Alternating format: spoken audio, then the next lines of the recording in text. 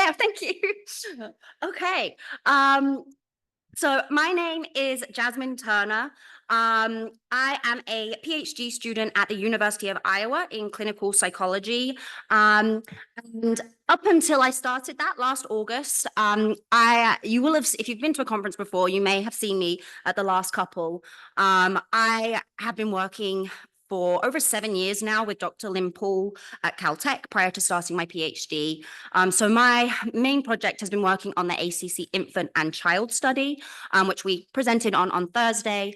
And if you were at that presentation, you'll know I spoke a little bit about baby personality during that, and I believe that was recorded. So I'm not going to talk much about baby personality today. But when I did this presentation a couple of years ago, most of my experience with individuals with disorders of the corpus callosum was infants and kids. I had not spent much time with the adults. Over the last 2 years, I have been getting to know that community a lot. We do regular Zooms and I've been getting to know them all. And this weekend, I've been spending a lot of time with them running the adult program. And it's been really wonderful just getting to know all of their individual personalities. I am going to talk today a bit about some of the ways that having a disorder of the corpus callosum can impact kind of how we perceive personality in them. And this is kind of on average. The reality is there's a whole range. Some of the things I say today might be true for your kid or adult. It may not be. I do want to make the point, given how much time I've spent with them, my brain is so tired and I'm really hoping this is going to be fine. I may pause every now and then and like regroup because I don't know how well my brain's going to work during this, but fingers crossed. So I'm going to be talking about social cognition and personality. And we'll start by talking a little bit about why social interactions can be challenging with a DCC. Also, you may hear me switch between DCC, ACC. Assume it's interchangeable. It's just my brain will forget and switch between them. So we'll talk about how that can impact social interactions, and a little bit about how that kind of overlaps with autism, because that's one of the areas where we see that overlap. And then we'll talk about personality and how this can then interact with the challenges that come with a disorder of the corpus callosum and how that can kind of influence our social cognition in terms of how we interpret their behavior. So one of my goals today is kind of to change your social cognition and challenge you to think about their behaviors and their emotions and how they think in a different way. So to get us started, I'm going to pull something up that I may be pulling something up if it will. I'm pressing forward. Oh. Thank you. So this is something you have probably seen before if you've seen one of Lynn Paul or Warren Brown's talks, but I just want to start with a brief overview of the core symptoms in a disorder of the corpus callosum, so that then throughout this we'll kind of refer back to this and how this is impacting social cognition and personality. So if you are missing that huge band of fibers in the middle of your brain connecting those two hemispheres, or partially missing, or if it's there, but it's just maybe thin and you don't have as many connections, then we're going to see this limited interhemispheric transfer, meaning transfer of information from one side of the brain to the other. That is going to be limited and it's going to be much slower. So this is where we then have slowed cognitive processing. It's not that they can't do a lot of the things that we can do with a corpus callosum, they're just going to be slower. The analogy you have heard many, many times is, if you can't take the freeway, their brain is going to take the back roads. So that is going to take longer. The other piece of this that we know is that if you have a disorder of the corpus callosum, we see poor processing of complex and novel tasks. So the more complex something is, the more energy that takes, the more brain power that takes. And so that's going to be challenging. Again, not that they might not be able to do it, it's just going to take a bit longer. Same when something's novel, if it's new, it takes time. If you think back for those of you that drive, when you first started driving, you have to think about every single step. Have I turned my lights on? Have I checked my mirrors? All of those little details. But the more you do that, it eventually becomes automatic where you can do all of those things without actually processing and thinking about it. So we call that automatic processing, where your brain is just like, we know this, you can think about other things. That is going to take them longer. And again, they can do it. The example I want to use, if any of you have seen Sam with his Rubik's Cube, it's so impressive. So impressive. And the reason, I mean, he's fully missing his corpus callosum. We would not expect him to be able to complete a Rubik's Cube as fast as he can. But he has practiced and practiced and repeated that so many times that it's no longer novel and his brain knows what it's doing. And so it can automatically process that. But the reason I want to bring this up is there is one thing that we do every single day that is complex and novel every single time, and that is social interactions. Every time we're in a new social situation, it's complex, especially the more people in that interaction. You've got to pay attention to, facial expressions and what people are feeling and processing and understanding what they're saying. You've got your own, what am I thinking? What am I feeling? What am I doing with my face right now? So there's a lot of complex behaviors going into that, and it's new. It's not something we can do social skills training. We can rehearse certain aspects of it and, how are you? And just all of those little pieces. But for the most part, there's going to be a novel aspect to it every time. And so this can make it challenging for our DCCers. We can go to the next one. Thank you. Thank you. I'll let you know when I'm ready for the next one. So just to break down all of the pieces that kind of go into social interactions to help us understand the complexity of this, as I just mentioned, on the one hand, we have to be thinking about ourselves and recognizing our own emotions and recognizing our own thoughts in a social situation. We need to recognize other people's emotions and social behavior. Then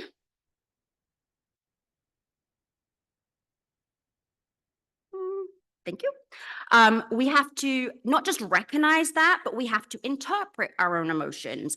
What are we thinking in this situation? Are the assumptions I have in this situation correct? What beliefs am I kind of playing into this social situation? But then also interpreting other people's emotions and their social cues and, making sense of the interaction that we're having with them. And then the third piece, I'm just going to let you do it all for me because thank you. The third piece, we're then going to use all of that information to make decisions about how to behave. So I think some of you will probably agree, even when you have a corpus callosum, social interactions can be anxiety inducing. It can be hard sometimes. I mean, especially maybe this weekend when it's so overstimulating and there's so much going on and so many people to talk to. But if your brain is working so much harder and trying to process so much information, this can be really challenging. So just that alone, just the amount of energy and complexity that has to go into social interactions is going to make it hard for our DCCers. So the main piece of social skills I want to focus on for a moment is social cognition. We can go to the next slide. Thank you.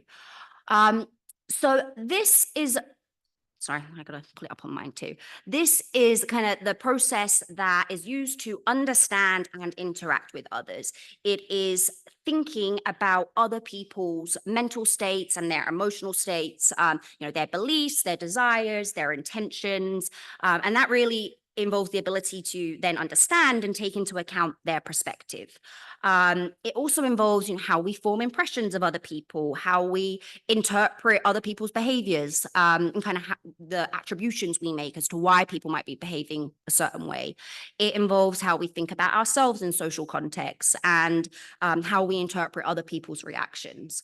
So I'm going to talk about how having a disorder of the corpus callosum can influence this specific aspect of a social interaction, how we think and interpret other people's behaviors. We can go to thank you. And this is going to be one, I'm just warning you, it's going to be a one bullet point by bullet point. Thank you. So this is based off of, I'm not going to get too much into kind of the research today, but this is one slide where I'm going to talk a little bit about the things that we do know from research, primarily, with Dr. Paul and Dr. Brown. I've just mentioned that social cognition is, the ability to interpret other people's mental states and emotions. We know that social cognition is hard for our DCCers, so we do see difficulties with inferring others' mental and emotional states. I'm going to make this easy for you. You can just bring them all up and I'll go through the list. Thanks. Yeah, cool. If you're having a hard time inferring other people's mental and emotional states, it's going to be hard to understand another person's perspective. It may be a little bit harder to empathize. Now, I want to make a comment on empathy. This is actually my first year PhD project. I'm looking at cognitive versus emotional empathy. Now, when I say it might be difficult for them to empathize because they're having a hard time understanding another person's perspective, I'm talking about cognitive empathy. Emotional empathy, we are kind of in touch with what someone else is feeling. We might not know what it is, but we're just, sometimes you see someone and you just get a sense of what they're feeling. We don't know what's going on with emotional empathy in our DCCers. I would love to look at that at some point. I think it's probably incorrect to say that they can't empathize, or I mean, them, they can empathize. They definitely feel other people's emotions. You may see a range, but my interactions with them, there's some emotional empathy there. And for some of them, there's cognitive empathy, but that's a little bit harder. Trying to put yourself in someone else's shoes and understand why someone else is behaving a certain way or what their experience is like may be challenging for them. And this is one of the areas where we do see a lot of overlap with autism. I've used the term cognitive empathy, but more in the autism field, you may hear the term theory of mind. That awareness that someone else has a different mind and thinks differently and has a different perspective. So this is one of those areas where we may see some of that overlap. Another area where we see this overlap is then difficulties interpreting social cues and understanding people's social intentions. And that kind of links into the next one of interpreting facial expressions. If you're not picking up or understanding what people are doing with their face or body gestures, I'm going to be honest. I know we may have some adults in here right now, and so if any of them are, I apologize. But there have been moments this weekend where I'm really trying to communicate, like I need a break, and I'll be like, yeah, and I'm trying to walk away, and they just keep coming, like they are not picking up that I'm like, I need a break. Like they're not quite interpreting my body language in that moment. That's okay. I get it. I need to get better at just being more direct with them. And actually, that's a point for everyone. If they're going to have a hard time interpreting those social cues, you're probably doing them a favor by just being direct and saying, this is what I need right now, or hey, I'm sorry, I got to go, or whatever it is, because they may not pick up on those nonverbal cues like some of us might. And again, we do see that in autism, that difficulty with interpreting facial expressions. Some of that may be eye contact. We don't necessarily associate this with poor eye contact, but we do know that some of our DCCers, whether it's because of autism or because of their DCC, some struggle with eye contact. And if you're not looking at people's faces, you're not going to be able to interpret those facial expressions. And then that leads to that next point of difficulties recognizing emotions. We recognize emotions in many ways, not just facial expressions, but that really is kind of the core way that we determine what someone is feeling. And so we do know that with our DCCs, that can be a little bit challenging. Also within themselves, which is probably why it's hard if you can't do it in yourself, it's very hard to then identify it in someone else.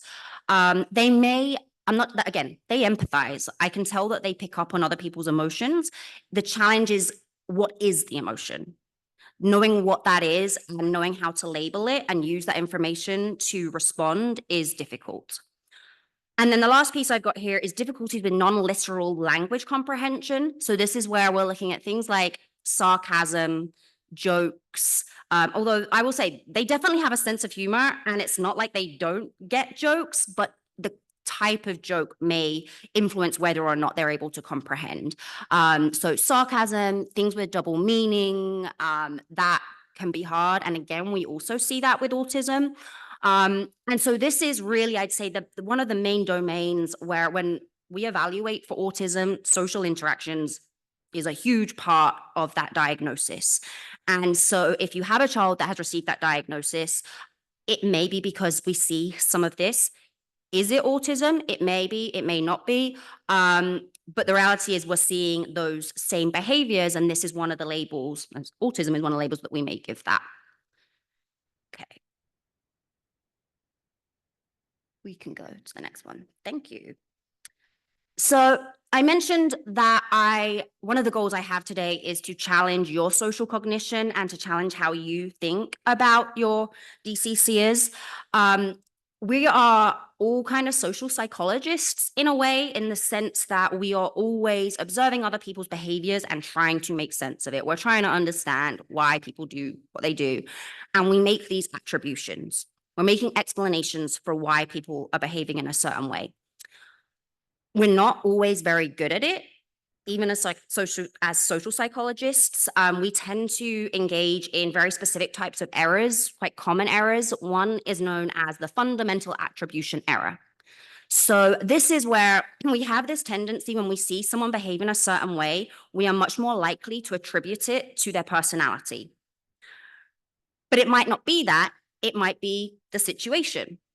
We are less likely to attribute it to that. And that's largely because we just don't have information or all of the information about the other person's situation to be able to incorporate that into the explanation. So our brain just jumps to their personality. And just to give you an example, if someone, you've got a meeting with someone and they're really late, there's a good chance like there was traffic, or they might be someone that's usually really good at time management, is always on time, but maybe this day something happened and they're late, but you don't know that.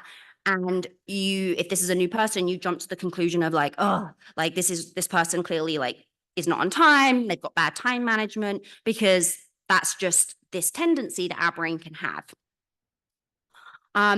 So that's one aspect of interpreting behavior is it the personality? Is it the situation? And we have this tendency to make this error. But the other thing that we do when we're trying to understand someone else's behavior is we assign a certain level of controllability. So how much is this behavior in this person's control? How much are they responsible for this outcome? And the analogy that I like to use for this one, or the example I like to use, is when we watch our favorite sports team, when they win, we're more likely to assume that like they were in control of that. They've practiced really hard, they've got, maybe a great coach, they're training, they've got good skills, that we assign that kind of level of control.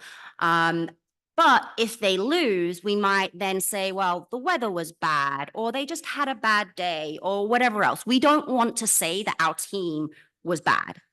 And so we can either assign that controllability in terms of, yeah, they were in control of that, they are responsible for that, versus the situation influenced their level of control.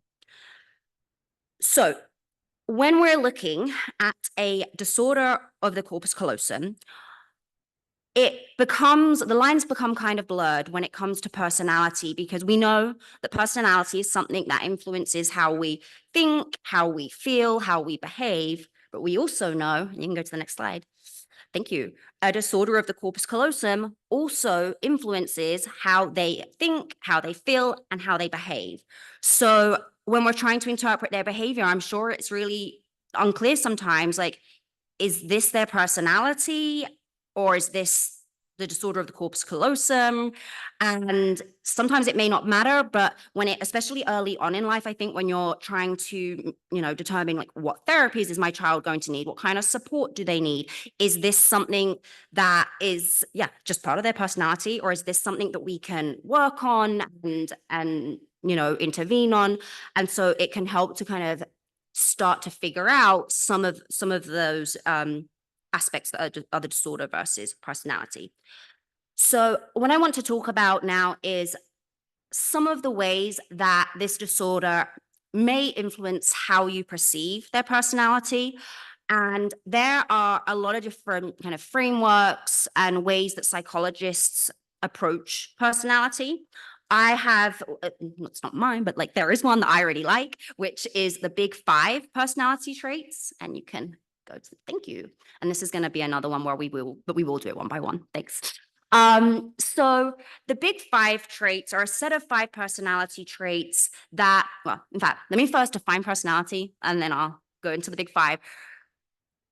I've already mentioned it's something that influences how we think, feel, and behave. These are unique characteristics or traits, is usually the word we would use in psychology, that are unique to an individual.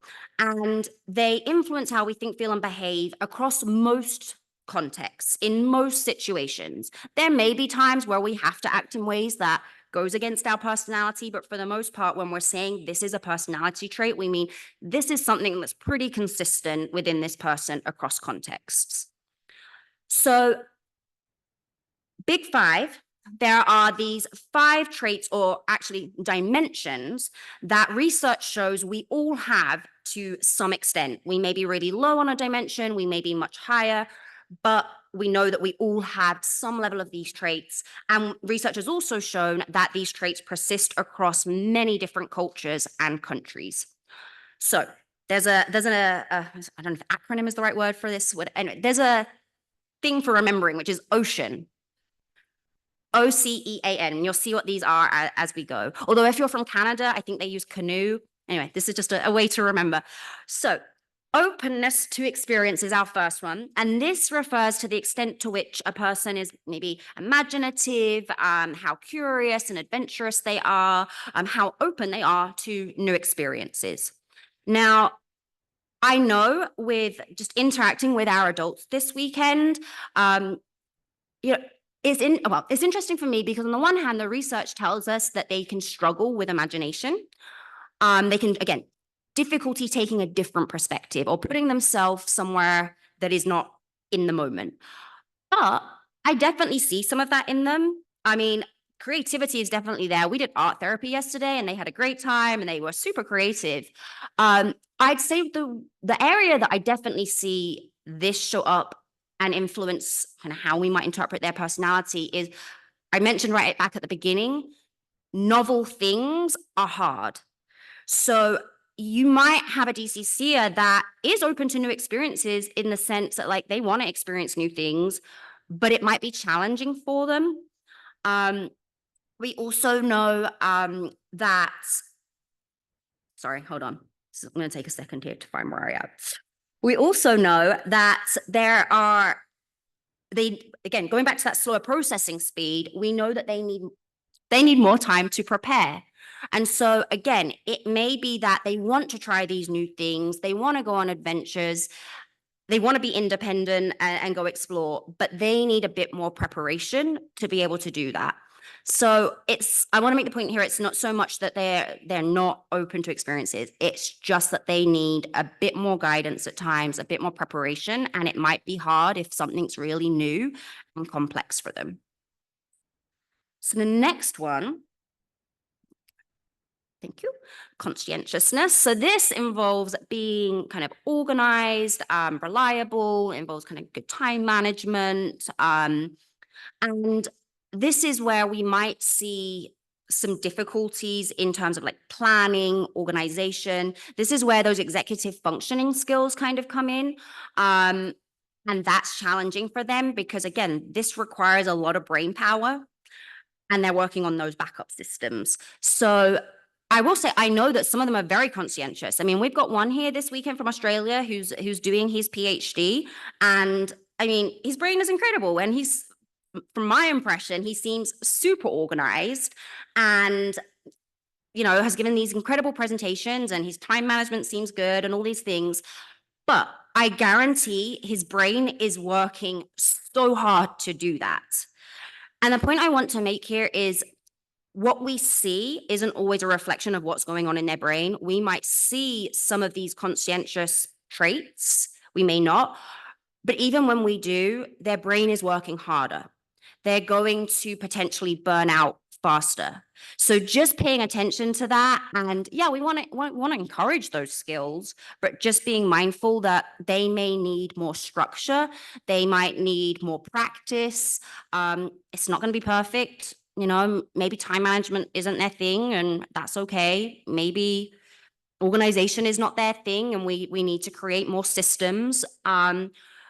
I think picking what is important for you and for them and putting the energy into that and realizing like their brain can't do it all. And so this is one of those key areas where we might might see them burning out. The next one, thank you, is extroversion. I want to define this one a bit more clearly in the sense I feel like there's often a misconception that this is like how much you like socializing. And it is not. It is the energy or the effect that socializing has on your energy. So maybe you really like socializing, but you are very easily drained. And so you just can't do a lot of it. Again, there's a whole range with our DCCers. Some of them are clearly extroverts, some of them are clearly introverts. But what I can say is probably true for all of them is regardless of how much they like to socialize, they have limited energy resources. Social interactions are hard. And so they might not realize the extent of the energy that they have. And so they might kind of drain pretty quickly. I mean, something that I've been reminding them this weekend, whenever we finish a workshop, I'm like, I'm just going to recommend you go back to your room and like just lay down for a second and recharge. I have a feeling if I didn't say that, they might not do that. They may not realize they need to do that. And again, I want to make that point for you guys. Like, that's where there might be a little bit of that lack of insight or that lack of awareness. They want to be involved. I think especially this weekend, they're just so happy to be here. They want to do everything and they want to hang out with their friends, but their social battery is not very big. And so just reminding them, like, if you're going to want to go do this later, you're probably going to need to rest. I think today's going to be hard for them because they're in Ask the Researcher now, and then we've got bowling, and then there's a party. Like, it's going to be a tough day for them. So if you can get them to like take a little break, I recommend it. But one thing when I've spoken to them, they are aware of, and what I'm glad they're aware of, is this concept of a social battery. If you want to, I've got a little battery icon. You can, thanks. So something that helps me is, you know, because I am an introvert, and so my battery, oh God, by the end of this weekend, I'm going to be a mess, but we're doing it. It's okay. I like to visualize a battery in my head because for a long time, I would have this tendency where, you know, I'd be in a social situation and having a really good time, and I'd want to keep going and didn't stop to realize, like, oh, by that point, like my battery is it's gonna drain. I am going to hit a wall. And so for me, I do have a corpus callosum. I, you know, have worked on this. And so I can visualize this battery and think, okay, where is it right now? Where is it going to be? And that can then help me make decisions about what I do later in the day. This might be hard for them. This requires that ability to check in with yourself and to pay attention to your energy and to think about, okay, in the past, how have I felt later? Based on this, how do I think I'm going to feel later? That you have to make predictions. This requires some complex skills that might be hard for them. But this is where you know them well enough that maybe you can step in and help with this and pay attention to that energy level and notice those signs that maybe they're getting a little bit overstimulated or they're starting to get overwhelmed, they're tired, and you can step in and say, hey, remember last time, you know, you kind of crashed and then you couldn't enjoy this later, so why don't we take a break? This is where you can help with this. And the more you do that, the more they'll learn that. Again, it's just repetition and kind of repeating the same things and just letting them know, like, we need to take breaks. We need to recharge, and you will have a much better time later if we can do that. The next one, thank you, is agreeableness. So this involves kind of how cooperative you are, how friendly you are, you know, how compassionate you are. And I've already mentioned that I definitely think our DCCers have empathy in the sense that they are feeling other people's emotions, but they might not understand why people are feeling what they're feeling. And if you don't understand what someone's feeling or why they're feeling it, then it becomes very difficult to actually show empathy or to show that you care or to engage in a helping behavior. And so it might look like they don't care. It might look like they're not empathizing, but they don't know what to do. So that's one way you might see it influence kind of how agreeable we see them as.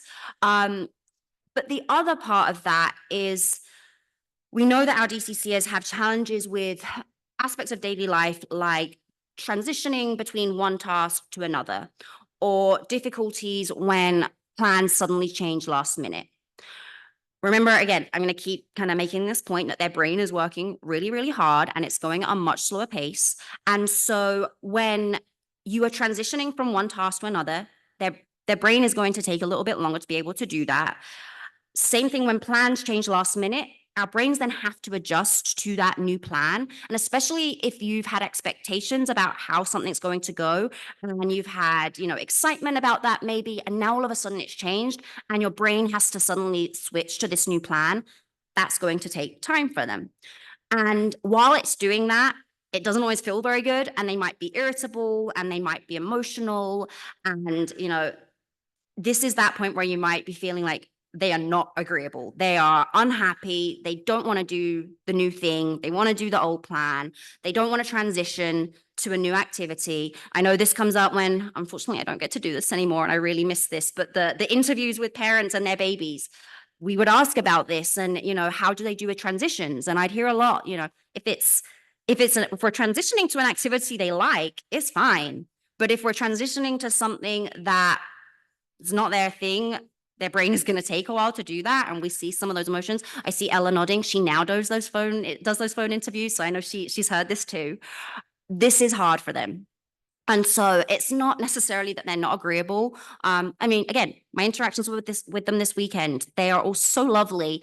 And, if I ask them for help, they're helping, and they're all being really friendly with each other. They can be agreeable, but sometimes how we interpret it is that they're not being agreeable, when really it's just their brain is just taking some time to process. The next one, so neuroticism, is referring to the tendency to experience negative emotions. And you can go to the next slide. So the tendency to experience things like anger, anxiety, depression. We actually had a fantastic workshop yesterday. I didn't know how this was going to go, like having a whole group of them talk about anxiety and depression. But it was just kind of amazing to watch them in these little groups and talk about how these negative emotions come up for them. The reality is that living with a disorder of the corpus callosum is hard, right? We know they can thrive, they can have great lives, but even when that's happening, it's difficult at times. It's difficult to feel different and to feel like people don't get you. It's difficult when you can't do some of the things that other people can do and you want to be able to. I know for some of our adults, it's probably really frustrating if, they want to drive and they can't, or they want to live independently and they can't. And so just those aspects alone can create a lot of negative emotions. There are other reasons that I'll get into, but that's just one example of it's difficult to live with this, and that can create a lot of negative emotions. Okay, we can go to the next one. All right, you can leave it there for a second, and I'll let you know. All right, so one of the things that I want to distinguish is can't versus won't. And I think this is important, again, if we're talking about, well, what is their personality versus what is the disorder of the corpus callosum? When is it them just being difficult versus when is this something they really can't do? There are going to be times where it's just they don't want to do something, and that's a won't. And maybe you do need to intervene and say, well, actually, we have to do this, blah, blah, blah. But knowing when it's a can't, if we don't recognize it's a can't and we're creating those expectations, actually, this reminds me, during the session yesterday, we were talking about things that can create anxiety for them and things that can create sensory overload. And one of the points that came up was other people's expectations and not being able to live up to them. If we are expecting them to be able to do things that their brain really can't do, that's really difficult for them. That creates some of those negative emotions because they want to be able to do those things, but they really may not be able to. The example I like to give to kind of differentiate this, hopefully this is helpful information to, well, I was going to say for parents with toddlers, but adults get very emotional too. The distinction I want to make is between a tantrum and a meltdown. You can just bring it all up. Thank you. So with a tantrum, there is a social goal. They want your attention. They're trying to get a reaction from you. Maybe there's something they want. Maybe there's something they don't want to do, but they are trying to get a reaction from you. So maybe with a tantrum, yeah, that's a won't, and we can respond however it is we want to respond. But sometimes it might be a meltdown, and they kind of look the same. There are some differences. I'd say one of the main differences, if it's a tantrum, you'll see them trying to get your attention. They might not want you to know that they're looking at you, but they're checking, are they paying attention? They're checking in with you. With a meltdown, this is when there's just the nervous system is so overwhelmed, whether that's too much information that's being processed, maybe it's too much sensory information, maybe it's just too many emotions for whatever reason. The nervous system just gets so overwhelmed. It's like, I've had enough, and it all spills out. Okay. Because this can happen to adults, it can happen to all of us. But when you're working with backup systems and limited energy, that is much more likely to happen. That window of tolerance is much smaller. And with a meltdown, that may be a can't. That may be like, my brain is done and everything is just spilling out. And so what they need in that moment, the support they need, is very different from the way you may want to respond with a tantrum, right? With a tantrum, you may want to set some boundaries. You may want to do timeout. You may, want to put your foot down, say, no, we're not doing this. With a meltdown, it's less likely to get a reaction from you. It is just them trying to process, and maybe they really need help with that. Something I've heard from a lot of people now is emotion regulation is tough. We spoke about that with the adults yesterday. I'm actually hoping maybe 2 years from now I can talk about this because it's a huge interest of mine, and it's clearly something they have challenges with, and I will talk more about why that's happening. But the point I want to make here is, if it's a meltdown, they need some help regulating those emotions. Maybe that is setting up a safe space where they can go and just kind of decompress. Maybe there's some kind of sensory toys or lights or smells or sounds, whatever it is that helps them. When I have meltdowns, my dog is who I go to. He's very good at coming and sitting on me and just knowing that I need some nervous system regulation. We call this co-regulation. So pets can do this. Pets can help us co-regulate. Siblings can help. And I want to make this point because I realize for parents, you are doing a lot. Having a child with a disability is hard work. It's exhausting. Sometimes you're going to know they're having a meltdown, but you are not going to emotionally have the capacity to regulate them if you're feeling all of those emotions. Sometimes you're going to snap and feel bad about it. It's okay. We're human. You're not going to be perfect at this. If you have got a team of people that can help, and you're able to say, I cannot do this right now, but maybe it's your partner, or maybe if they've got siblings, that can be really useful. Just having someone to sit with them and help calm them, maybe help breathe with them, maybe do something to distract them. It's going to be different for every child, and that's something that you would want to figure out. But I think, especially in those early years, when their brain just does not quite have those connections to effectively regulate themselves, you need to be modeling those skills and supporting them with that.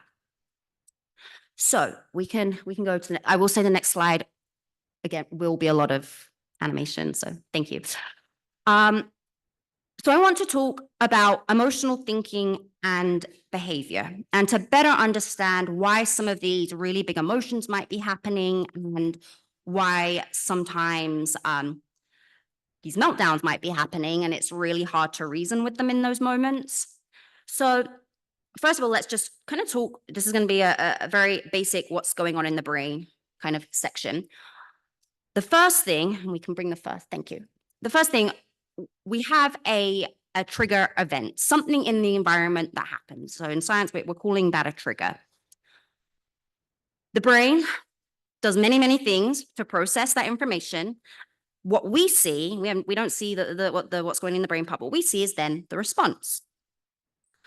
So what is happening in between that to help us understand some of these social cognitive difficulties that they're having, and some of these emotional difficulties? I want to first talk about reasoning. Thank you.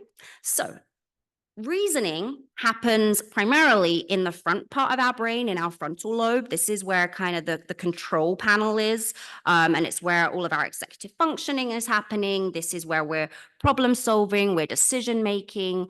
And when one of the things that our brain does to do this is it's pulling from prior experiences. It's going back in time and it's taking all of that information and it's using that to process the current situation and to make decisions and to decide, how to behave.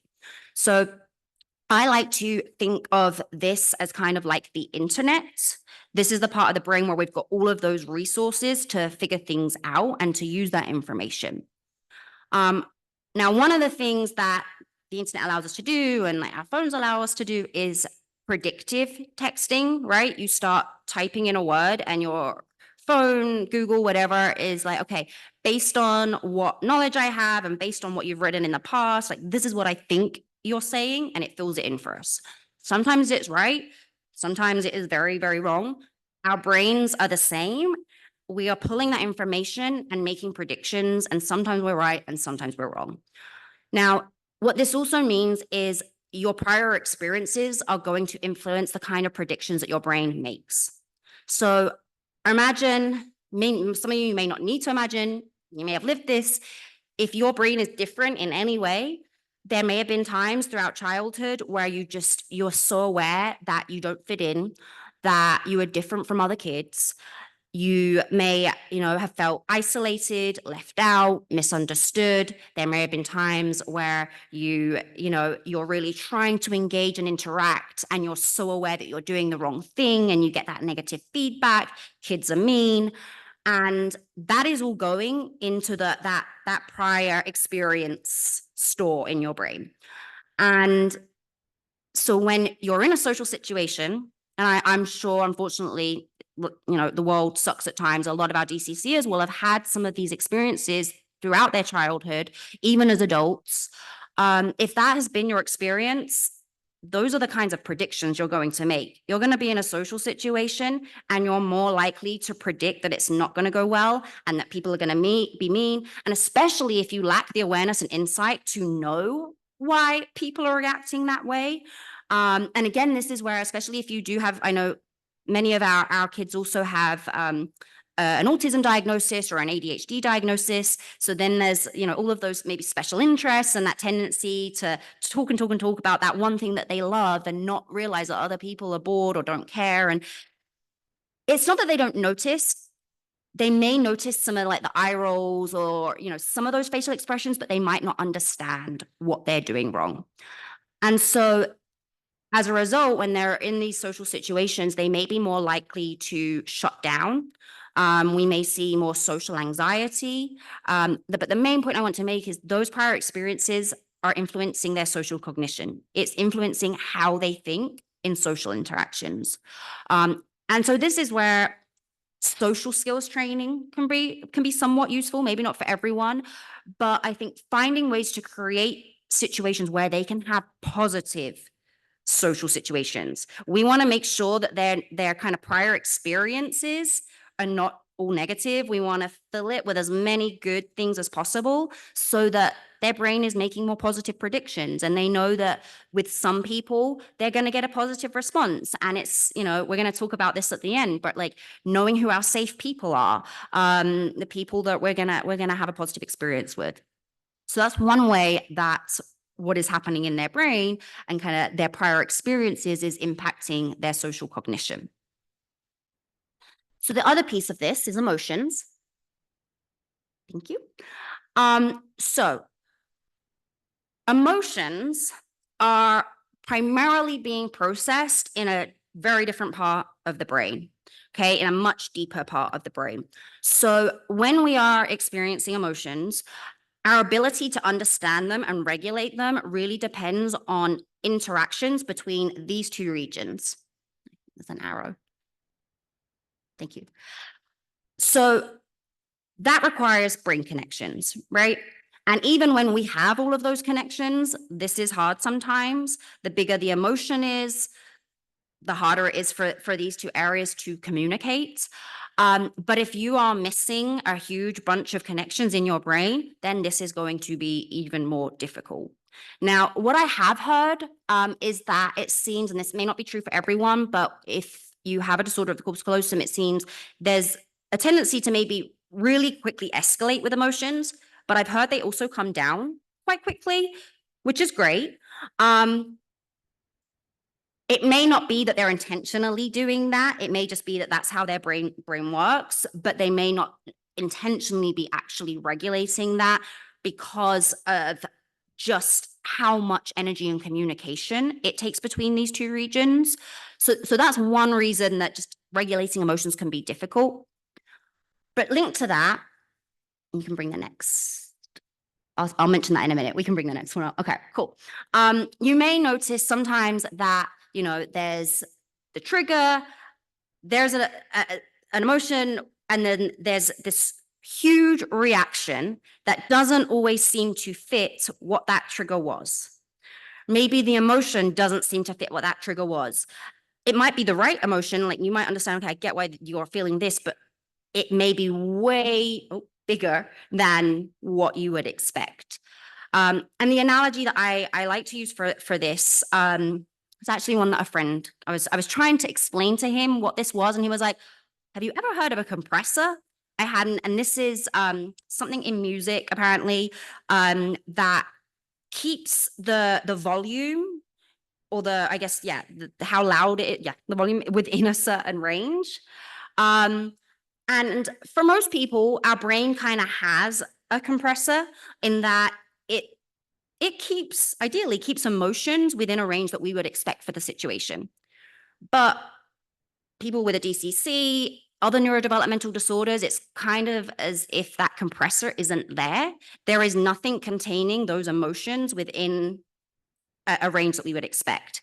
And that's one of the reasons it may seem that this emotion has, completely blown out of control and is way bigger than we expect. Their brain just can't contain it. I mentioned earlier, the bigger that emotion is, the harder it is to regulate. And this then comes back to my internet analogy. I mentioned that I think of reasoning and that part of the brain as kind of our internet. In order for these regions to communicate, we can think of them as having a Wi-Fi connection, right? So when we're in that emotional state, in order to access our reasoning skills and to use those problem-solving skills and, decision-making and to regulate that emotion appropriately, we need a Wi-Fi signal. But when we're emotional, that signal gets weaker. And sometimes if that emotion is really big, that signal is completely lost. So I like to think of it, when the weather gets really bad and, there's a storm or whatever, and that internet or the Wi-Fi connection gets lost. This is kind of what we're seeing, those huge emotions, and that Wi-Fi connection is lost. And if that's not there, they're having these emotions and they can't access, all of those reasoning skills, even if they've done a lot of therapy and maybe they have a whole toolbox of things they could use. In that moment, the emotion is so big that they cannot access that. So this is, again, where you can step in, either in the moment, but also just kind of building, doing repetition to build these skills so that in the future they can do this for themselves. But we want to try and get that Wi-Fi connection back online.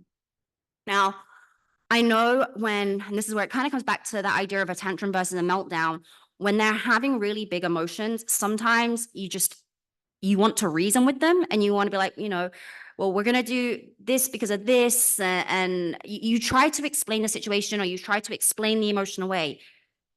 You're wasting your energy. I'm sure you know that at times, because if their emotions are that big, there's no reasoning happening. I'm not saying you shouldn't reason, but we want to get the emotion down first so that connection can come back online and then you can reason with them. So we want the number one focus to be, how do I help to bring this emotion down? How do we get that Wi-Fi connection back? Now, there are techniques that help kind of, ground us and activate that front part of the brain, but it requires there to be a little bit of a Wi-Fi connection in the first place. Things like writing, or if you've got a younger kid, maybe getting them to color or draw. Just having to do that requires skills that is going to activate that part of the brain. But if it's huge meltdown mode, there's no point trying that yet. We want to use our soothing techniques, or maybe our distraction techniques. Maybe again, bring the pet in, or a cuddly toy, or a weighted blanket, turn the lights down. I mean, I think this is where also figuring out why the emotion is happening. If they are overly stimulated, we want to reduce stimulation. If something's triggered them, we may want to remove them from that. Whatever it is, we just want to focus on that emotion first. Like I said, hopefully maybe 2 years from now, we can do a whole session on just techniques for doing that. At that point, once the emotion has calmed down, then yeah, maybe you want to reason and you want to talk about what happened so that next time you can do that again. And then after that, you can do that again. And it will take repetition, but over time you can keep doing those reasoning skills and help them build that for themselves. But if you leave here with anything, I think I want to protect your energy too, and I want them to feel understood. So when those huge emotions are happening, they just want that support. They just need to be soothed. They don't want you to be reasoning with them because they just can't. That is a can't. Their brain just can't do that in that moment. So one last thing on this slide that I'll mention is, regardless of emotions, we know that for our DCCers, reasoning can be hard, problem solving, decision making, executive functioning can be difficult. And so it can be really helpful to have concrete tools, rules that they can follow so that they don't have to think and like kind of problem solve. They can just use the rule that they have. And you can go to the next slide. The one rule that I'm going to leave you with was one that actually, when I did this 2 years ago, I was just talking and then my brain suddenly was like, oh, this one thing that we do, like this might be useful. Why don't we share this? And so I did. And I got so much feedback from parents after. And it's been really nice to hear. I'm so glad this has helped people. So if you haven't seen this, I hope this becomes useful for you. And not just for your kids or your loved ones, but I think this can be useful for all of us. Like I said, I have a corpus callosum, but this has been incredibly useful for me. So identifying safe people. Like I said, I love our adults. They're so lovely. They want to chat and chat and chat and talk away and share their whole life. And that's wonderful. But there are people that's safe to do with, and there are people that are not always safe to do that with. And I don't mean safe in the sense of, are they in any kind of danger by doing this? But what impact is talking to this person having on their emotions and on their nervous system? So I want to make the point here that other people, whether we're aware of it or not in the moment, influence our nervous system. Some people have a very calming effect. You'll notice this. If you start paying attention, you'll notice, some people you can just be with and you feel calmer, you feel safe, you feel secure. Other people, maybe not so much. You maybe notice a little bit more anxiety. They maybe put you in a bit more of a fight or flight or freeze state. So ideally, what we want to be teaching them to do is only really open up and share the really personal stuff with our really safe people, the ones that are going to have a response that helps us feel calm and doesn't put us in an emotional state. So the rule that or kind of the concrete tool that I like to use is I use a traffic light system. So everyone in my life is essentially categorized into green, yellow, or red. My green people are my safe people, okay? A lot of people, I'd say, probably only have a handful or less, and that's okay. You want to just have at least a few.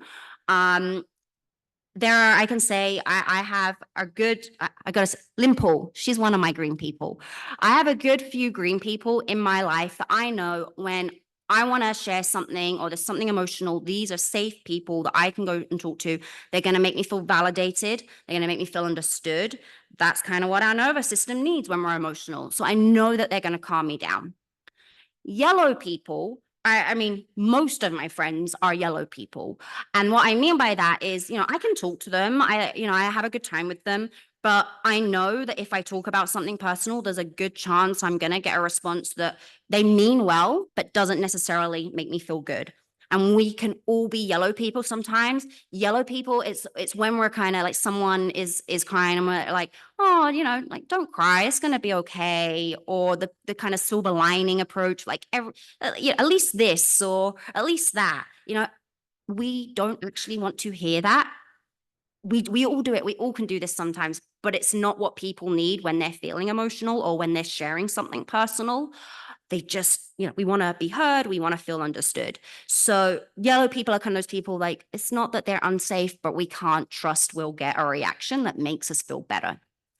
Red people, now I want to clarify, and I think this is important for our DCCs to know, not bad people. Something else I've noticed in them is they can be very black and white, very on and off, especially in their friendships. One minute they love each other and they're best friends, and then they absolutely hate each other, and then the next day they're friends. We're going to do a social skills session tomorrow and try to work on this a little bit. But this is why I think it's important for them to know red does not mean like these are bad people and we don't like them. I have people I love in my life, but I consider them red light people because I know they are going to say things that are dismissive and don't make me feel understood or seen. And I'm just going to leave feeling worse, right? I'm sure as I'm saying this, you probably all have people in your minds that you're like, yeah, that's a green person for me. This is a red person for me. It's not how close we are. It's not, you know, how much we love them. It's just what impact does this person have on my nervous system and how do I feel after? So I will also be doing this with them tomorrow to hopefully help them use this. But this is just one example of a very concrete tool that might help them in identifying who those safe people are. And that is actually what I'm going to leave you with. So any questions? And by the way, for questions, we will need you to go and stand and use that microphone. Sorry, that microphone that is right there. Sorry. Thank you so much. Hello. Oh, hello. Too loud, sorry. I have a question. Okay, the reasoning and emotions picture. So are they in two different hemispheres or no, they're in the same hemisphere? They kind of both hemispheres. So the frontal lobes, we have a right side and a left side. And then for emotions, it's a collection of structures that we would refer to as the limbic system. And again, they overlap on both sides. But each side has a slightly different role. And this is something that scientists are still looking into. But for example, with social cognition, as much as both sides are playing a role, we'll sometimes see more activation in the left hemisphere. One thing that research has shown us is when talking about emotions, it really requires that interhemispheric transfer because the experience of the emotion and then the language component to actually label it and talk about it is in a different location, and we need that transfer. So it's not so much is it on one side or the other side, it's both, and we need that communication across both. One more brain thing. You said that the emotional range gets big and it can't be contained. Can you just speak a little bit more on that? Yeah. I mean, I don't know if it's so much that it can't be contained, but for a lot of people, again, they've got that compressor where their brain is able to create an emotion that somewhat fits whatever that trigger was. And it's almost as if they don't have that, where their brain just can't regulate it fast enough. I mean, actually, part of this, I think, is they have a hard time recognizing the emotion and labeling it.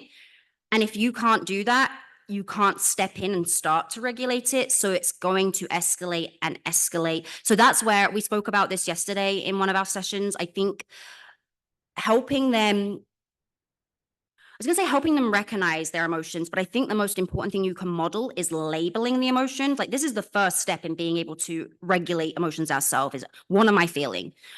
And this is where you can model that, you know, in that moment where they're having this big emotion, just letting like, oh, I see that you're really frustrated right now, or you seem to be feeling, you know, really angry. Like you can label that and teach them to do that.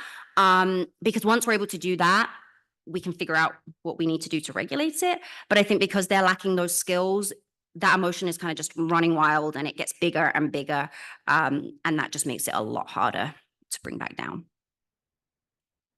Do we still have a question over this side before I come to you? Oh, he went over there. Amazing. All right. Okay. Hi. Thank you for this presentation, Jasmine.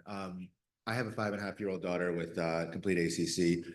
For my own life, I use DBT a lot to help me with my own emotions, and I've been teaching her kid versions of DBT, especially, radical acceptance is a big word for a kid, but letting it go is a little bit more accessible to a kid. I was wondering if you've done any research or plan to do any research in different therapies such as DBT to help with intense emotions. I'm so glad that you've asked this for a couple of reasons.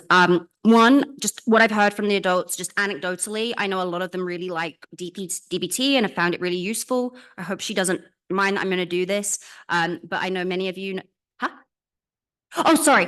Thank you. Dialectical behavioral therapy. Dialectical behavioral therapy. The main it's if you've heard of CBT, cognitive behavioral therapy, it's very similar, but the focus is more on accepting thoughts and emotions versus challenging them. And the main thing it really is doing is helping with emotion regulation. And Sarah, for those of you that know Sarah, I know that she's had a lot of success with DBT, and I'm sure she would be happy to talk about her experience if anyone wants to. But the other reason that I'm really glad you brought this up, we haven't looked at emotion regulation yet, and we haven't looked at interventions yet just because we need funding for an intervention study. But it's something I really, really want to do. And I did write a proposal last year. We haven't got the funding right now to kind of even pilot it and request more funding, but emotion regulation is what I want to do in those early years. And what I would like to see done is, we need to actually be intervening with the parents in those early years. And I love that you said, you've done this yourself and had success. That's probably making it so much easier to teach her those skills. So the hope is some point we get the funding, we do intend to have an intervention study where we, in those early years, intervene and focus on emotion regulation. I actually hadn't even thought about DBT for kids. There are some other like emotion regulation interventions that we've been looking at, but thank you because I'm gonna for kids, and we're from New York, and there's a center, a specialty center where we are that's based out of New York City. That's in also White Plains, and that's where my daughters are going through a kid version of it, starting at age 7, 8 years old. She's a little young, but I'm working with my therapist to help with that. All right, I'm just making a note because this is great. It's a very well-known DBT certified center called CBC. That's where I go for the last 5 years, and for myself. Yeah. But with my kids, it's what I've been teaching them because they're never too young to learn some of these skills. Thank you so much for sharing that. Yeah. No, yeah. Hopefully more funding, we can look into this. Yeah. I'm a DCC of long standing. I have two questions. One is, I see things only in black and white. Wow. There is wrong and then right and wrong. Mm-hmm. There is no middle. And I want to find out how I can ameliorate that in social situations and in daily life, because it has been hard for me to interact when I have a very concrete opinion about something, and most people, non-DCCers, have gradations. Yeah. I do not have those gradations. Yeah, you don't see the gray. It's this or it's that. I think this is where, on the one hand, that is how your brain works, but we can work with that. And this is where using some of these concrete tools, where I think with, like, for example, the traffic light system, we've got that yellow category. So it's not just, okay, yes, you're green, yes, you're red, but we create a kind of a gray area for you. And I'm really glad you brought this up because we've got social skills training tomorrow. So we can talk about this so much more in that session, and we'll work on some of this, but we'll work on like, okay, how do we work with the brain the way your brain is already working? You're going to categorize and think concretely. So how do we kind of create a gray middle category? I don't have the best answer for you at this moment in time, because I feel like there's so much we could talk about, but I just want, we are going to go into this tomorrow and work on like, how do we find that gray area? Something that I have spoken to some of the adults about before, because one of the areas that it's come up is social media. It's a lot of, oh, this person has now blocked me and now we're friends again and now they've blocked me again. And it's that black and white thinking and seeing on that, okay, I don't like this person, so I must block them. And trying to find that gray area of like, maybe we just take a step back and we don't talk to them for a while, but we don't need to jump all the way over to this end and block them, because that's not going to make them feel very good. So I think what we'll do tomorrow is do a lot of kind of discussion based, like how is your brain working in these situations, and how can we try to find a gray area? So yeah, sorry, it's not a great answer, but The other thing I have quickly is I'm a graduate of the University of Texas. And our rival school is Texas A&M. There are those who, like myself, hate A&M. And then there was, this is a real problem. Yeah. There are people who cannot stand their rivals, and how can you get to a point where you can accept that these people go to this X school and you can actually have a positive attitude about them? I'm not sure I fully understand. I think I missed a piece there. I'm sorry to ask you to say the beginning part again, but what I heard AM. Am I hearing that correctly? Oh, thank you. So now can you repeat it so that I have that information? Okay, Texas, okay. There were two schools. There's the University of Texas, Okay. and then there was Texas A&M. Okay. All right. And the rivalry between the two of them, for some people, is bitter. They cannot stand anybody or anything that is associated with the other school. Mm-hmm. How can you find a way to accept that they go to that school? That is I a mean, good because question. the enmity that one school has for the other school affects basically your life. This is new to me. I mean, I'm not from the US and we don't have these kind of rivalries. Prayer. I think, yeah. Other people chip in here.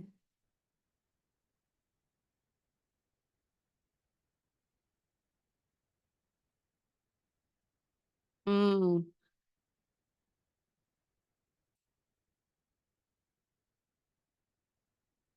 Yeah.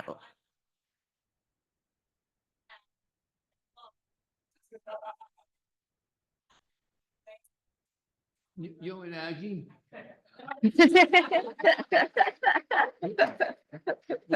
I mean, I take it you are an Aggie?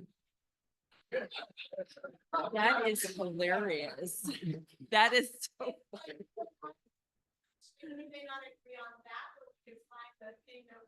There is nothing.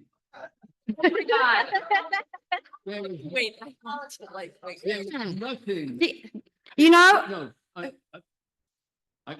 can't say no. I agree. Existing with that tension. And this is where, again, we'll work on finding that gray area tomorrow. But like you said, yeah, it's like politics. I feel it's one of those things, sometimes you just don't engage in the conversation and know when those moments are and when to not. Yeah. Yeah.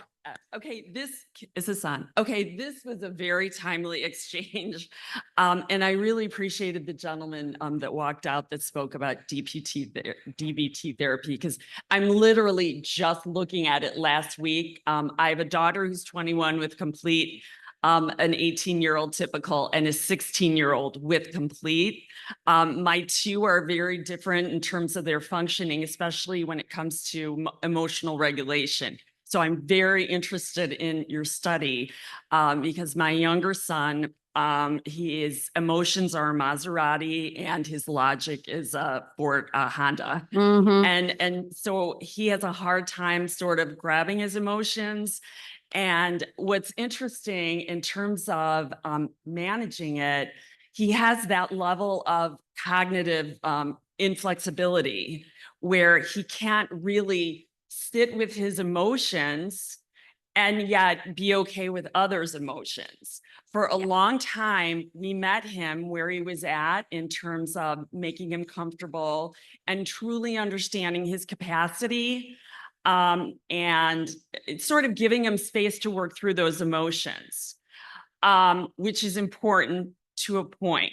Mhm. We made some mistakes because if you give that too much space, it will bloom Mhm. and they will never learn to be okay being uncomfortable. And so he'll be a sophomore in high school. We're helping him now feel okay being in awkward and uncomfortable situations or doing things you don't want to do, but just, battling through it, it's for an hour, or being with people you don't particularly care for, but knowing how to be diplomatic and listening and supportive. He has a great emotional language bank, which is unlike my daughter. And I know that goes along with creativity and imagination. But I'm really interested in the area of emotional regulation as they age, because we have seen growth in this. From what I've read, I think that regulation happens in the front part of their brain, Mhm. which of course will develop for him Oh, yeah. it's all protracted. So it's been tough because he was very social in his younger years, and you wouldn't have picked him out in a crowd. And his world has gotten much smaller as he's gotten older, Mhm. because the regulation part has gotten harder and it's really shown its face. You've made a couple of, sorry, do you want to keep? No. I mean, there's so much that goes into this in terms of their capacity, their self-awareness for their Mhm. ability. But I have found that we have found lately that we're leaning in on him where there is no more space, because he's the kind, if you give him the out, he will take Yeah. it.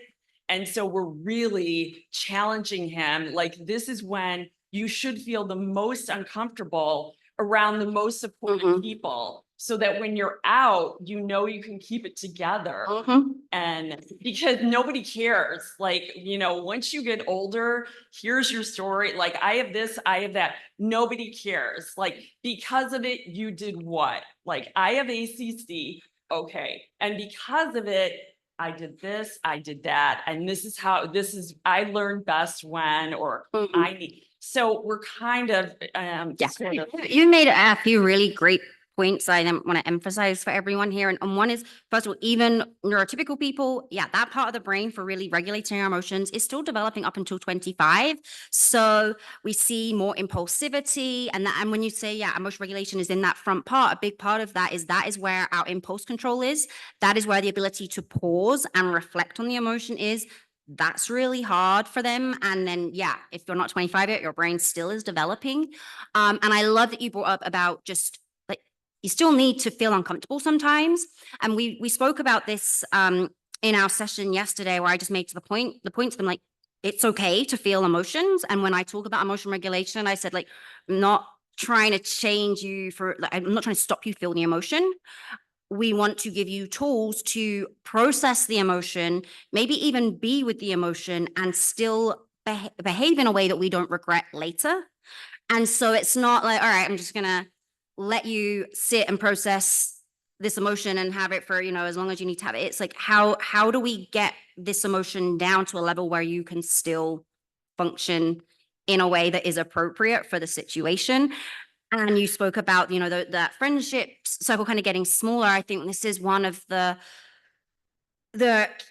key problems when emotion regulation is a problem. It impacts our social interactions. Other people don't want to deal with big emotions, unfortunately, or again, they're responding in the wrong way, or they don't know what to do. So they just kind of remove themselves, and that's going to make them feel worse. So I think, Absolutely. We need to teach them to live with, at times being uncomfortable, with being sad, with being frustrated. Like, it's okay to feel those things, but how do we then try to process it and not just let it completely blow out of control? Yeah, thank you for making those really great points. I believe you have questions from online. Yes, I have questions from the app. One of them is, what books can we read to help us understand this area better? Oh, there's one that I love. The Power of Showing Up. It is a parenting book. It's how to make your child feel seen and understood for who they are, and how to help regulate those emotions and how to model that. It's a really easy book to read. There are two authors and they've just done a great job of just like breaking it down. I'm happy to like go into the app later and provide some other recommendations, but my brain is not going to remember names right now. But that one immediately, like that. I mean, I'm not a parent, but I read it because I'm interested in obviously this area, and I want to recommend that one to everyone. The Power of Showing Up. The next question is, with the brain working harder and processing slower and making them feel drained, is there a correlation with health, fitness, and diet that can assist in this? Yeah, and I think this is true for anyone. I'm not saying that diet, exercise, sleep, and things is going to make their brain process things necessarily any faster than it can with what they're working with. But for all of us, I mean, I made the announcement at the beginning, like my brain is so tired today, and I wasn't sure how well it was going to do processing information during this. Like, our health level is just not just processing speed, but it determines how well our brain is working. When we are well rested, when we're, out getting a good amount of activity, getting time outside, eating the right foods, like that is going to help our brain be as healthy as possible. And when it's in that optimal state, it can process information better. It's not going to change the fact that they're still working with limited connections, but you're definitely then putting them in, you're setting them up for it to function at its fullest capacity. Hi, Jasmin. Thank you so much for this really helpful talk. The difference between tantrums and meltdowns is mind-blowing for me. So one of our diagnoses for our son was ODD, and I'm really thinking that it wasn't correct. And I'm really thinking it was more the meltdowns and the inability to really process the emotions. So thank you. Still, we're left with someone who's kind of argumentative. Just like I say this, you say that, like he is like this a lot. And I'm not really sure the why of that. I wish I had an answer for this, because we also see this with other neurodevelopmental disorders. We see it with Development. other neurodevelopmental disorders. So like we see it with autism, we see it with ADHD, where it's like, if you tell me to do it, I don't want to do it. And I wonder, I honestly, I can look into this for next time, and I can maybe try and get back to you online. I don't have an answer for this. But I do wonder if a small part of it is, especially when there are so many areas of their life that they don't have control over, and they want to have ideas for themselves. They want to do things their way. So I do wonder if part of it is just that, like, but if you've told me to do it, I've got to do the opposite. And this is where I think, it's finding ways to make them think they've had the idea, even if it's yours, so that you don't get that argumentative. But honestly, why there's that tendency to have to be argumentative, I'm not completely sure, but I will happily look into this and chat with you this weekend, and I'll chat with Dr. Paul and Dr. Brown, because they may have answers for this, but Yeah, I'd rather say I'm not sure than give Yeah. you a. it's interesting because it's not just argumentative of like, I want you to do this. Sometimes it's like just for the sake of. Yeah, saying the exactly. opposite. Yeah. Yeah. It's like, it's not that they necessarily agree with what they're even saying. It's just like, I have to be stubborn and argue. And that's where I do wonder if it is just that, like, I want to have some control in this situation. But yeah, I will definitely look into this and get back to you, because I think it's a really great Thank question. you. And I'm sure you're not the only person experiencing that. Any other questions?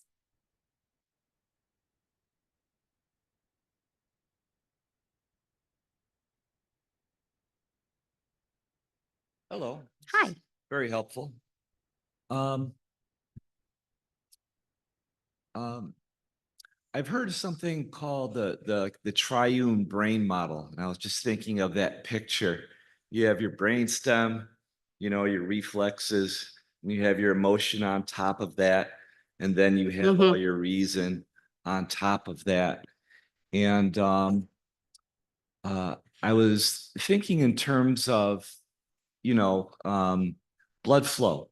Hmm. So whenever you're like alerted or anything like that, you go on a fight or flight. Yeah. You know, we've heard of people getting cold hands and cold feet, and that's like vasodilation. Mhm. But I know we're thinking in terms of neurology, Mhm. because you know, just because you have one problem doesn't mean you don't have two problems. Mhm. Um, so wondering about, you had mentioned calmness like a number of times, just other techniques to kind of make people relax and Sure. not vasodilate. Yeah. Because if you have no oxygen going to where your reason is Mhm. occurring, I mean, now you have two problems. Yeah. So, I've used the words calm and I've used the words, being in, or we've used the words like going into a fight or flight state. What we're really talking about, and I love that you brought this up, is it a regulated or a dysregulated nervous system? Our nervous system is not just the brain. It goes through our whole body. And so when we're in a fight, flight, or freeze state, that is a dysregulated nervous system. And so what I'm hearing you ask is like, how can we regulate the nervous system? And this is where I will say, the book that I mentioned, The Power of Showing Up, talks about this. And if you're into the science and you want to read more about this in particular, there is a field that was developed in the 90s, so it's still kind of a growing field, but interpersonal neurobiology. And this is where I made the point that other people impact our nervous system. This is what we're talking about. Interpersonal neurobiology, the impact that other people have on our neurobiology, on our nervous system. So yes, one piece of this is think about who you're interacting with. I will happily share, I've got a whole toolbox of things that I like to use. I did some therapy that was interpersonal neurobiology kind of focused, and it was all about learning to regulate my nervous system. I'll start with the one that most people are not going to want to try, and probably your DCCs might not want to try, but it has been so effective for me. Ice baths. You are plunging. I mean, you can do this at home with a cold shower. I honestly hate that more than actually just going to a place where you're in a freezing cold tub.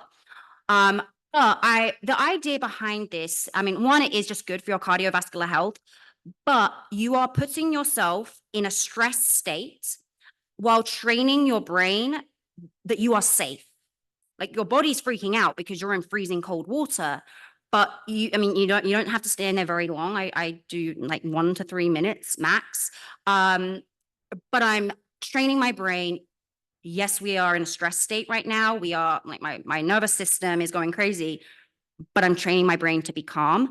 And the idea is the more you do that, it extends into the rest of your life. And I've done this for a few years now and can say that has definitely happened where things that used to get me very emotional, I can now regulate better. Like my body's able to, and my brain is able to be like, all right, we can handle this, and it's much quicker to calm down.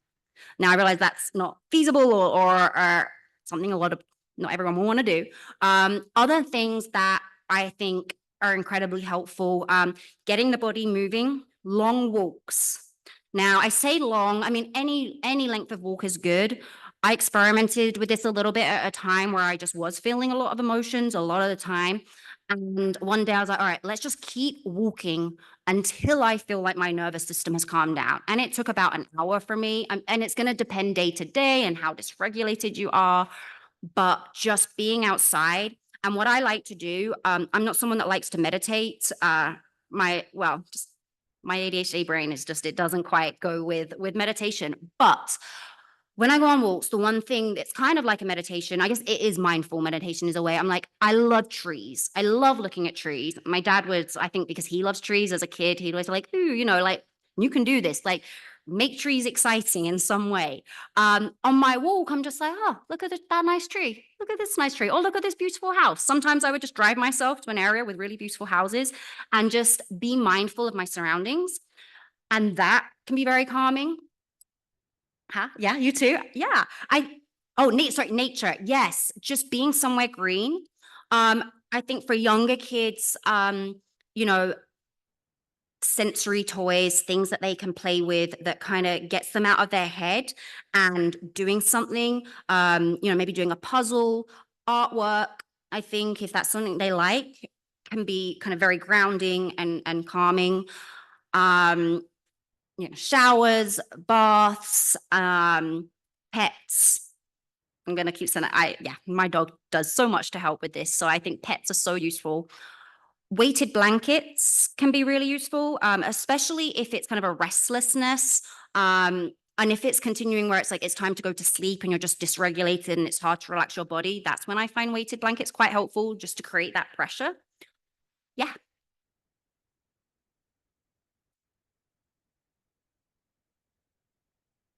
sensory experiences. So like either hot, you said ice Yes. baths. For me, it's hot baths, candles, scents that are helpful. So just think of like the five senses Mhm. and see what's kind of soothing for that. So I hear you saying that. Yeah. No, thank you so much. Yeah, exactly that. This is where it's going to be different for everyone. What is soothing for one person is not for another. So figuring out for your person what seems to have a calming effect, and that may be some experimenting. But hopefully there's some ideas in there. We are almost out of time. I could probably take one more question if there is one. Yeah. Okay.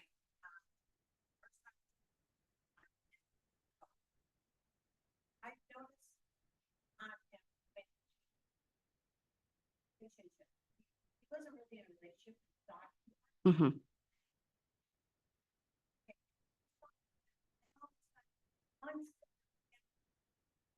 Now, is there a way of, letting them understand when this happens to everyone? And now, is it okay to be that far delayed? A normal person, when they break up, they have emotions, Mhm. they show them, they cry, and I'm wondering if that's being bundled up in there, where maybe he doesn't understand, or it just bursts out. This is a great question, and I'll just repeat it for anyone that didn't hear. He'd been in a relationship or thought he was in a relationship, and then it ended, and it was quite a bit later that he actually had that emotional reaction. And were those emotions bundled up in that time? Maybe. We don't know. I'd say maybe if he's capable of having a conversation, because this will be an individual thing for everyone. Even with a corpus callosum, just how we process loss can be very different. And to be honest, some of us, can have that reaction much later. If it is being bundled up in that time, that's why I think the conversation should happen, because if it is, then yes, you maybe want to help him process that. This is where therapy can be really useful. I know, unfortunately, with health insurance, this is sometimes really challenging to access, but therapy is really useful for that. If, on the other hand, he's just fine, and then all of a sudden it's hitting him, I think that's okay. It hits when it hits. I understand, like, the concern is he feeling all these difficult emotions in the meantime, but just not letting it out. And in which case, yeah, if you can chat with him about that, or if he can have therapy to talk about that, it may just be, yeah, his brain is taking on a super long time to process that. But I do think this is a very individual difference kind of thing, and we all just process loss in different ways. And so just noticing patterns, maybe in the future, see what happens and get a sense of what's best for him. But having someone to talk to can help kind of facilitate some of that emotional release. Sometimes he just may not even be aware of what those emotions are until they build up and come out. All right, we are exactly 10:30. So thank you so much for the great questions.